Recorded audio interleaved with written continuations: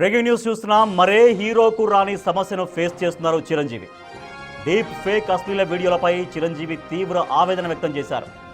Deep fake technology ద్వారా చిరంజీవి అశ్లీల వీడియోలు రూపొందించారు కేటుగాళ్లు.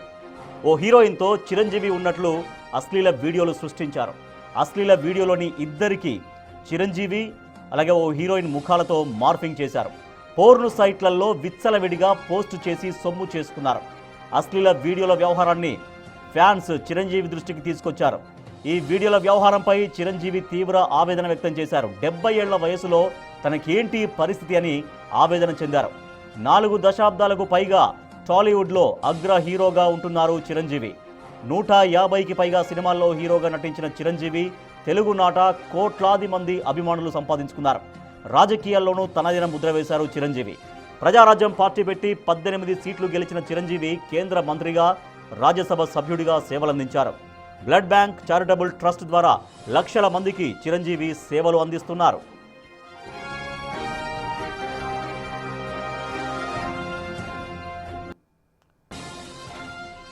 అటు సినీ ఇండస్ట్రీకి ఇటు సమాజానికి ఎంతో సేవ చేసిన తనకు ఇలాంటి పరిస్థితి రావడంపై చిరంజీవి ఆవేదన చెందుతున్నారు.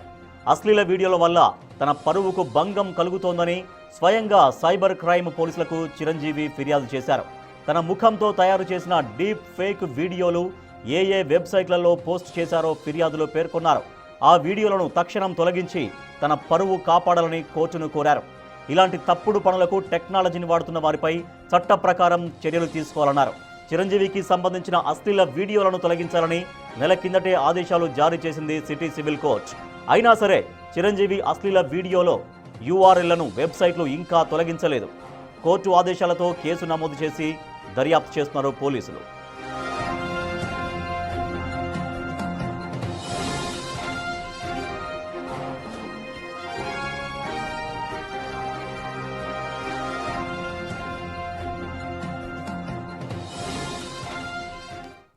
సో చిరంజీవి తన పైన వస్తున్నటువంటి కొన్ని డీప్ ఫేక్ వీడియోలకు సంబంధించి తీవ్రంగా ఆవేదన చెందుతున్నారు. సో ఎవరైతే తన పరువుకు నష్టం కలిగించే విధంగా, తన ప్రతిష్టను దిగజార్చే విధంగా ఈ రకంగా ఫేక్ వీడియోలు సర్క్యులేట్ చేస్తున్న వాళ్ళపైన చర్యలు తీసుకోవాలంటూ పోలీసుల్ని ఆశ్రయించారు చిరంజీవి. సో పూర్తి సమాచారాన్ని మా ఎగ్జిక్యూటివ్ ఎడిటర్ అశోక్ అందిస్తారు. అశోక్, చిరంజీవి ఇచ్చినటువంటి కంప్లైంట్లో ఆయన చాలా ఆవేదన పూరితంగా చెప్తున్నారు. సో ఆ కంప్లైంట్ పైన నెక్స్ట్ ఎటువంటి చర్యలు తీసుకోబోతున్నారు పోలీసులు? బేసిక్ ఇది ఒక మెగాస్టార్ ఆవేదన రాజేష్. దీని మీద రాత్రి ఆయన కంప్లైంట్ ఇస్తే ఇంతవరకు ఎలాంటి యాక్షన్ కనిపించట్లేదు. ఇంత పెద్ద స్టార్ వచ్చి కంప్లైంట్ ఇచ్చాడు. కంప్లైంట్ ఇచ్చినప్పుడు ఆయన పరువుకి భంగం కలిగించే విషయం ఇది. సో ఇది చాలామంది వీడియోలు డౌన్లోడ్ చేసేస్తారు, ఫార్వర్డ్ చేసేసుకుంటారు, వాట్సాప్లో సర్క్యులేట్ చేస్తారు. రాజకీయంగా కూడా ఆయన విమర్శించడానికి, దెబ్బతీయడానికి వాడతారు. సో ఇది పరువుకు సంబంధించిన ఈ అంశంలో వెంటనే స్పందించాల్సి ఉంటుంది. స్వయంగా ఆయన నిన్న సైబర్ క్రైమ్స్ డిప్యూటీ కమిషనర్కి ఇచ్చిన కంప్లైంట్ లెటర్ అది. సో ఇంతవరకు ఆయన పోస్ట్ చేసిన వెబ్సైట్ లింకులు ఏవైతే ఉన్నాయో అవి నిజంగా తీసేసి ఉంటారేమో అన్నట్టుగా మేము ఒకసారి చెక్ చేసాం కొద్దిసేపటి క్రితం. అన్ని వెబ్సైట్లు పనిచేస్తున్నాయి యథావిధిగా, అన్ని వీడియోలు ఉన్నాయి.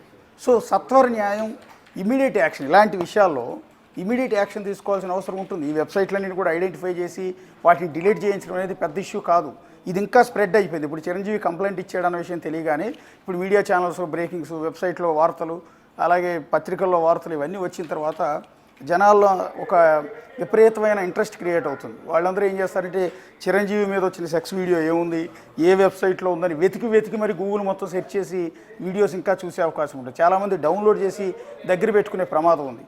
సో ఇలాంటి కంప్లైంట్ ఇచ్చినప్పుడు, మన దృష్టికి వచ్చినప్పుడు ఇమీడియట్ యాక్షన్ తీసుకుంటే బాగుంటుంది అనేది. ఎక్కడుండో సరే, సో వాళ్ళ టెక్నికల్ ఫార్మాలిటీస్ ఏమున్నాయి ఏంటనేది చూడాల్సి ఉంటుంది. మనం చెప్పడం చాలా తేలిక, ఇమీడియట్గానే ఎందుకు తీసేయలేదని మనం క్వశ్చన్ చేయొచ్చు. కానీ సో సైబర్ క్రైమ్ టీం కూడా అదే పనిలో ఉండుండొచ్చు. బహుశా ఆ వెబ్సైట్ని ఐడెంటిఫై చేయటం, ఇమీడియట్గా తొలగించడానికి రకరకాల ప్రాసెస్, రకరకాల ఇబ్బందులు, వాళ్ళ సంబంధించిన IP నెంబర్స్ని ఐడెంటిఫై చేయటం. సో అసలు ఈ దేశం నుంచి అప్లోడ్ చేశారా లేదా వేరే దేశం నుంచి అప్లోడ్ చేశారా, వీటన్నిటి తొలగించడం కాబట్టి కొన్ని టెక్నికల్గా వాళ్ళకు కూడా ఇబ్బందులు ఉండొచ్చు. సో మనం ఆ కోణంలో కూడా ఆలోచించాలి. సరే, ఇదంతా పక్కన పెడితే ఇది ఒక మెగాస్టార్ ఆవేదన. ఒక 70 ఏళ్ల వయసులో, మొన్నే బర్త్డే కూడా చేసుకున్నారు ఆయన, 70 కంప్లీట్ అయ్యి 71లోకి వచ్చినట్టున్నారు. 70 ఏళ్ల వయసులో బహుశా ఏ హీరోకి, ఏ సినిమా నటుడికి రాకుండా కష్టం ఇది.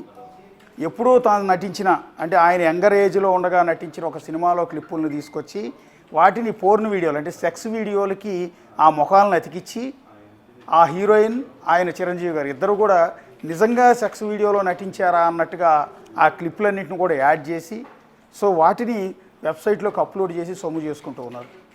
సో ఇప్పుడు టెక్నాలజీ మీద ఐడియా ఉన్నవాళ్ళు కొద్దిమంది మాత్రమే ఉంటారు. డీప్ ఫేక్ వీడియోల గురించి ఐడియా ఉన్నవాళ్ళు, లేకపోతే దీనికి ఏఐ టెక్నాలజీ గురించి ఐడియా ఉన్నవాళ్ళు కొద్దిమంది మాత్రమే ఐడియా ఉంటుంది. మిగిలిన వాళ్ళంతా ఇది నిజం అనుకుని నమ్ముతారు.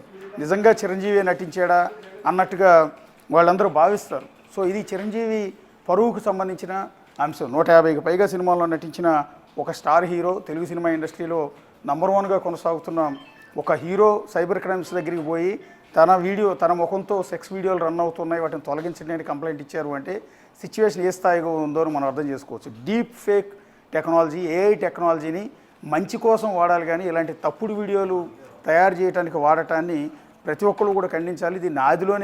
దీనికి బ్రేక్ వేయాలి. దీన్ని ఆదిలో బ్రేక్ వేయకపోతే వాళ్ళు చిరంజీవి మీద వచ్చాయి, రేపు పొద్దున బాలకృష్ణ మీద వస్తాయి, ఎల్లుండి నాగార్జున మీద రావచ్చు, ఆ తర్వాత ఇంకో హీరో మీద రావచ్చు. సో ఆ వీళ్ళు అని పక్కన పెడదాం. రేపు పొద్దున మీ మీద మా మీద కూడా రేపు మనమంటే పడని వాళ్ళు మనల్ని నాశనం చేయడానికి, పరువు తీయటానికి, దెబ్బకు తీయటానికి దీన్ని వాడచ్చు. రేపు పొద్దున పొలిటికల్ లీడర్స్ ఎవరైతే ఉన్నారో వాళ్ళందరి ముఖాలతో కూడా ఈ డీప్ ఫేక్ వీడియోలు తయారు చేసి వదిలేయచ్చు. దీనివల్ల కుటుంబాలు చిన్న భిన్నం అయిపోతాయి, పరువు పోయి చివరికి సూసైడ్ చేసుకునే పరిస్థితి వస్తుంది. ఇప్పుడు రాజకీయంగా అనేక పార్టీలకు, పొలిటికల్ లీడర్లకు ఇంకో పొలిటికల్ లీడర్లకు మధ్య పడదు. సో అవతల వ్యక్తిని దెబ్బ కొట్టడానికి ఈ ఏఐ టెక్నాలజీతో వాళ్ళ ముఖాలతో పోర్న్ వీడియోలు తయారు చేసి మార్కెట్లోకి వదలొచ్చు. అవి చూస్తే ఫ్యామిలీ మెంబర్స్ చూసి తట్టుకోగలరా అనేది మనం ఇక్కడ ఒకసారి ఆలోచించాల్సి వచ్చింది. ఇది కేవలం ఇవాళ చిరంజీవికి సంబంధించిన అంశం కాదు, చిరంజీవికి మాత్రమే వచ్చిన సమస్య కాదు, ఇది ప్రతి ఒక్కరికి సంబంధించిన సమస్య. ఇవాళ చిరంజీవి సెలబ్రిటీ కాబట్టి ఆయన సైబర్ క్రైమ్స్లో కంప్లైంట్ ఇచ్చారు కాబట్టి సో దాని గురించి మనం ఇవాళ డిస్కస్ చేస్తున్నాం. టీవీల్లో టెలికాస్ట్ చేస్తూ ఉన్నారు, బ్రేకింగ్స్ వేస్తున్నారు. రేపొద్దున సామాన్యుడికి కూడా రావచ్చు.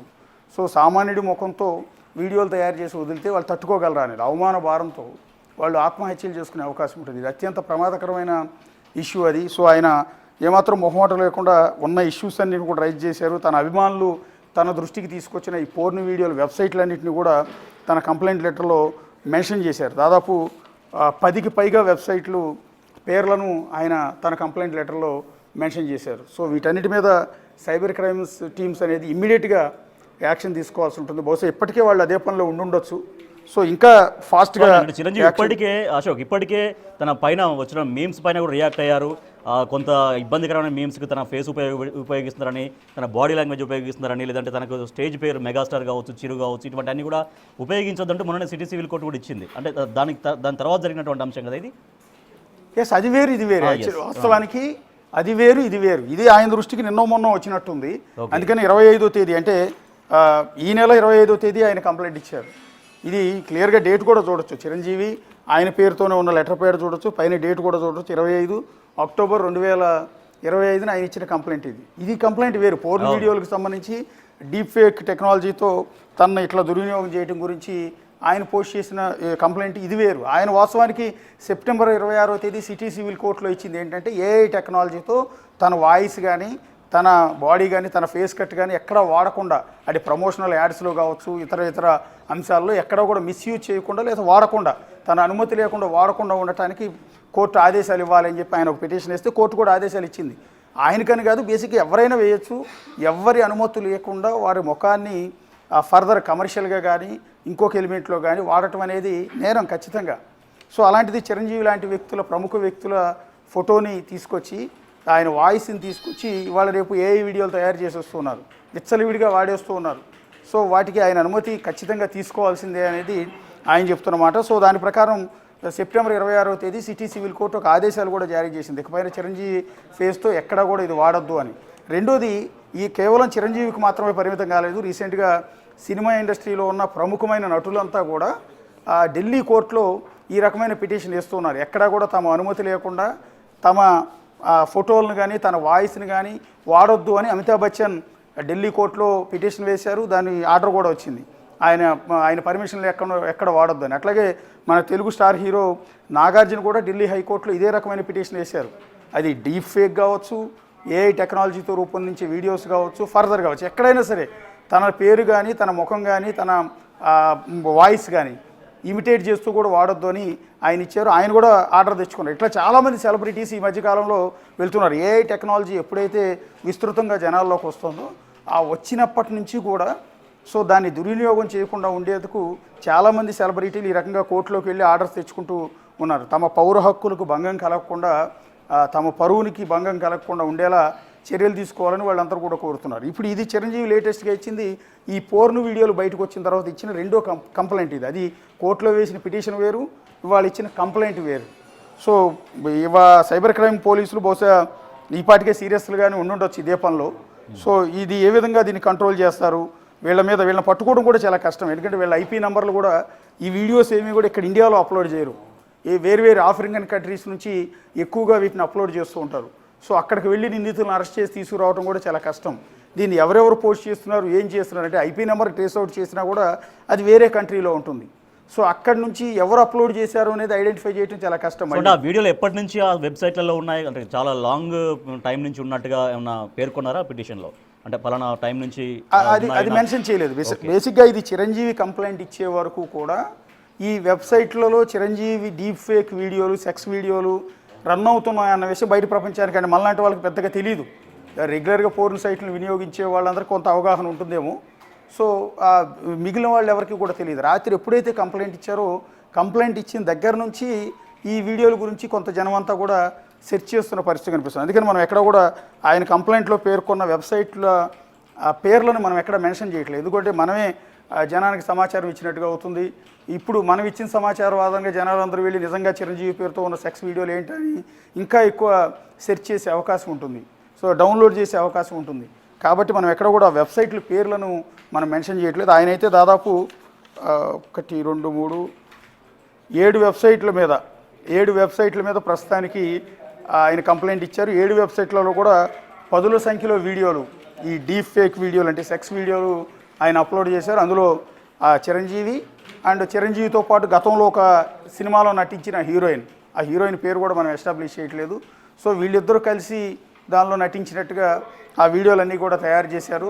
దాంతోపాటు ఆ హీరోయిన్ హీరో చిరంజీవి కలిసి నటించిన ఆ సినిమాలో ఉన్న కొన్ని క్లిప్పులను కూడా వినియోగించారు. ఆ క్లిప్పులకి ఈ సెక్స్ వీడియోని యాడ్ చేసి సో దీన్ని నడుపుతున్నారు. అంటే నిజంగానే అదేదో బ్లూ ఫిల్మ్లో నటించినట్టుగా దాన్ని క్లియర్ కట్గా జనం నమ్మేలా ఇంట్రెస్ట్గా చూసేలా దాన్ని క్రియేట్ చేసి సొమ్ము చేసుకున్నారు. ఎంతకాలం క్రితం వీటిని అప్లోడ్ చేశారనే సమాచారం అయితే ప్రస్తుతానికి లేదు. Rajesh right, thank you Ashok. కోట్లాది మంది అభిమానాన్ని సంపాదించిన చిరంజీవి, మెగాస్టార్గా ఉన్నటువంటి చిరంజీవి తీవ్ర ఆవేదన వ్యక్తం చేస్తున్నారు. 70 ఏళ్ల వయసులో తనకు ఏంటి ఆవేదన, ఏంటి బాధ అంటూ చాలా తీవ్రంగా ఆయన ఇబ్బంది పడుతున్నారు. సైబర్ క్రైమ్ పోలీసులను ఆశ్రయించారు. ఎందుకంటే కొన్ని పోర్ను సైట్లలో చిరంజీవి మొహాన్ని యూజ్ చేసి మరొక గతంలో చిరంజీవితో నటించినటువంటి ఒక హీరోయిన్ ముఖంతో వాళ్ళు ఇద్దరు ఒక ప్రైవేట్ వీడియోలో ఉన్నట్టుగా ఒక పోర్ను దానిలో చేసినట్టుగా ఒక పోర్ను సైట్లలో చిరంజీవి వీడియోలు పెట్టి సొమ్ము చేసుకుంటారు కొంతమంది కేటుగాళ్ళు. ఈ విషయం చిరంజీవి దృష్టికి రావడంతో సైబర్ క్రైమ్ పోలీసుల్ని ఆశ్రయించారు. సో 70 ఏళ్ల వయసులో ఏంటి తనకి కర్మ అంటూ, తనకి ఏంటి ఆవేదన అంటూ చాలా తీవ్రంగా ఆవేదన వ్యక్తం చేస్తున్నారు చిరంజీవి. ఎందుకంటే గత ఎన్నో సంవత్సరాలకు, దాదాపు 4 దశాబ్దాలకు పైగా 150-160 సినిమాలకి ఆయన దగ్గరగా వస్తున్నారు.